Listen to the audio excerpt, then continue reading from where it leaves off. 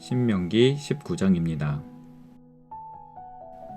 내 하나님 여호와께서 이 여러 민족을 멸절하시고 내 하나님 여호와께서 그 땅을 내게 주심으로 내가 그것을 받고 그들의 성읍과 가옥에 거주할 때에 내 하나님 여호와께서 내게 기업으로 주신 땅 가운데에서 새 성읍을 너를 위하여 구별하고 내 하나님 여호와께서 내게 기업으로 주시는 땅 전체를 새 구역으로 나누어 길을 닦고 모든 살인자를 그 성읍으로 도피하게 하라. 살인자가 그리로 도피하여 살 만한 경우는 이러하니 곧 누구든지 본래 원한이 없이 부지 중에 그의 이웃을 죽인 일, 가령 사람이 그 이웃과 함께 벌목하러 삼림에 들어가서 손에 도끼를 들고 벌목하려고 찍을 때에 도끼가 자루에서 빠져 그의 이웃을 맞춰 그를 죽게 함과 같은 것이라. 이런 사람은 그 성읍 중 하나로 도피하여 생명을 보존할 것이니라. 그 사람이 그에게 본래 원한이 없으니 죽이기에 합당하지 아니하나 두렵건대 그 피를 보복하는 자의 마음이 복수심에 불타서 살인자를 뒤쫓는데 그 가는 길이 멀면 그를 따라잡아 죽일까 하노라. 그러므로 내가 네게 명령하기를 새 성읍을 너를 위하여 구별하라 하노라. 내 하나님 여호와께서 내 조상들에게 맹세하신 대로 내 지경을 넓혀 내 조상들에게 주리라고 말씀하신 땅을 다 내게 주실 때 또 너희가 오늘 내가 너희에게 명하는 이 모든 명령을 지켜 행하여 내 하나님 여호와를 사랑하고 항상 그의 길로 행할 때에는 이 셋 외에 새 성읍을 더하여 내 하나님 여호와께서 내게 기업으로 주시는 땅에서 무죄한 피를 흘리지 말라. 이같이 하면 그의 피가 내게로 돌아가지 아니하리라. 그러나 만일 어떤 사람이 그의 이웃을 미워하여 엎드려 그를 기다리다가 일어나 상처를 입혀 죽게 하고 이 한 성읍으로 도피하면 그 본 성읍 장로들이 사람을 보내어 그를 거기서 잡아다가 보복자의 손에 넘겨 죽이게 할 것이라. 내 눈이 그를 긍휼히 여기지 말고 무죄한 피를 흘린 죄를 이스라엘에서 제하라. 그리하면 내게 복이 있으리라. 내 하나님 여호와께서 내게 주어 차지하게 하시는 땅, 곧 내 소유가 된 기업의 땅에서 조상이 정한 내 이웃의 경계표를 옮기지 말지니라.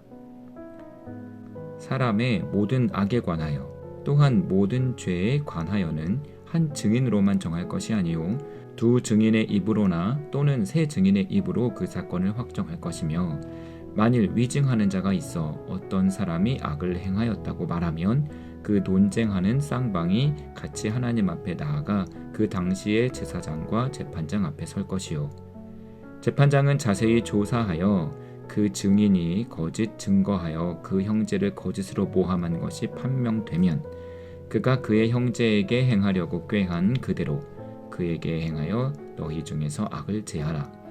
그리하면 그 남은 자들이 듣고 두려워하여 다시는 그런 악을 너희 중에서 행하지 아니하리라. 내 눈이 긍휼히 여기지 말라. 생명에는 생명으로, 눈에는 눈으로, 이에는 이로, 손에는 손으로, 발에는 발로이니라. 아멘. 사람의 판단력은 유한합니다. 오해할 수도 있고 편견을 가질 수도 있습니다. 의도적이든 무의식이든 자기 편한 대로 혹은 유리한 대로 사건을 재구성할 수도 있습니다. 이런 유한함 때문에 때로는 죄가 없는 사람에게 죄를 묻게 되기도 합니다. 외모가 비슷하다는 이유로, 사건 현장에 있었다는 이유로 전과 때문에 범죄 없이 피의자가 되는 사람들이 있습니다. 과학이 발전해 많은 검증 절차들이 생겨났지만 여전히 무고한 피해자들이 있습니다. 실제로 범죄 행위를 한 경우라도 부지 중에 혹은 우연히 일어난 사건도 있습니다.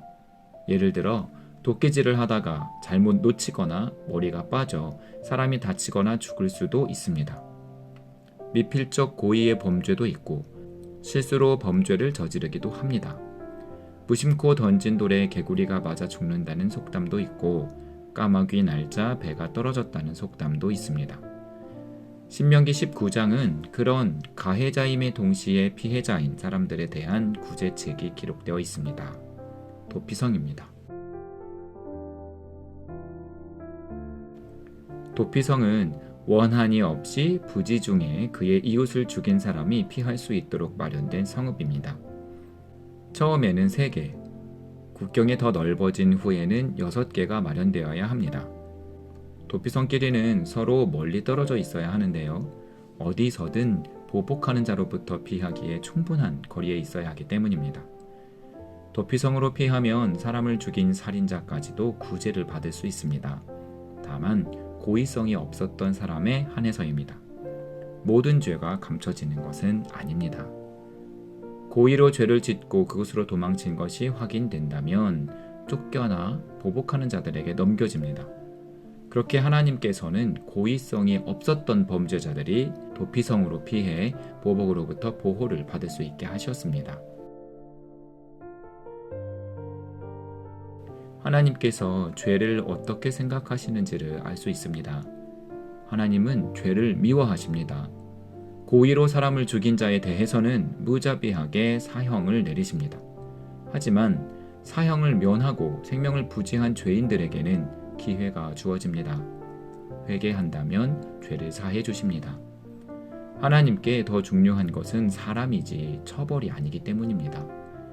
다시는 죄를 짓지 않겠다는 변화를 기대하시기 때문입니다. 죄가 별로 대단치가 않아서 그러시는 것이 아닙니다. 하나님은 죄를 굉장히 미워하시지만 동시에 생명을 너무 소중히 여기시기에 죄에 대한 벌을 유보하시거나 취소하십니다.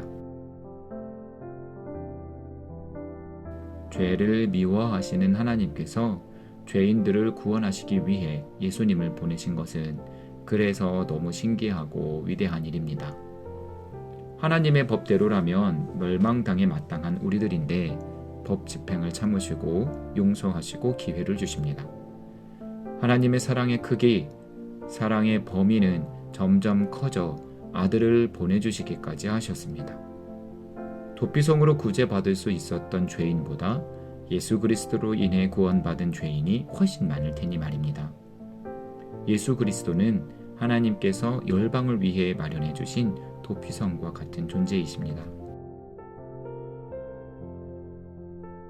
15절부터는 위증에 관한 내용이 등장합니다.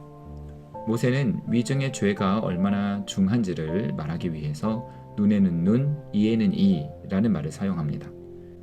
위증한 자를 긍휼히 여기지 말고 처벌하라는 뜻입니다.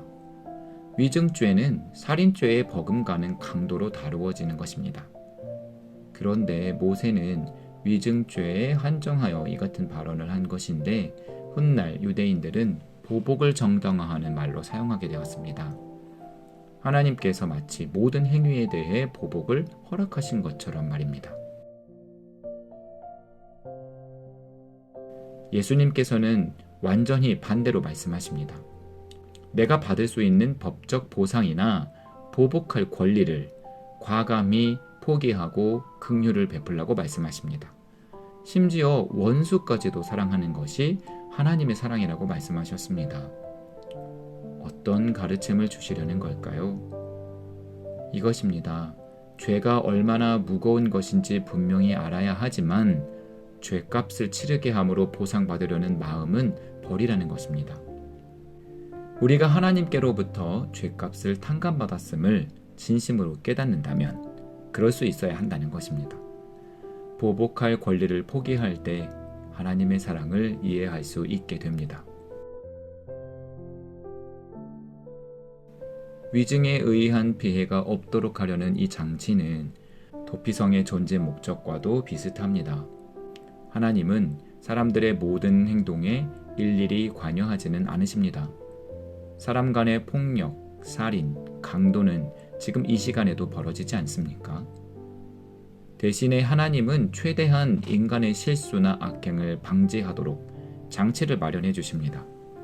사람의 인간성을 믿고 싶어 하시고 소망하시는 것입니다.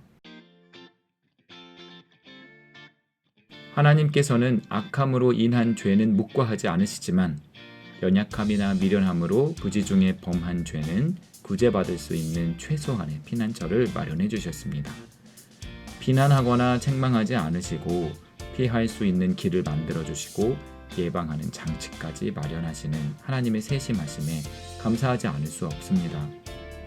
사람은 누구나 실수합니다. 죄가 실수로 남으려면 하나님께서 주신 기회를 잡아 은혜로 삼아야 합니다.